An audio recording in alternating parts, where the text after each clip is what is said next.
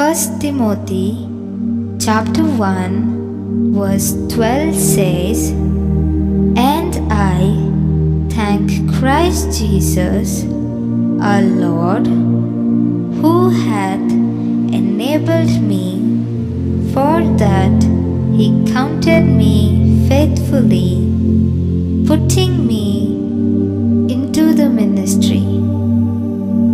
ಒಂದನೇ ತಿಮೊಥೆಯನಿಗೆ 1ನೇ ಅಧ್ಯಾಯ 12ನೇ ವಚನ.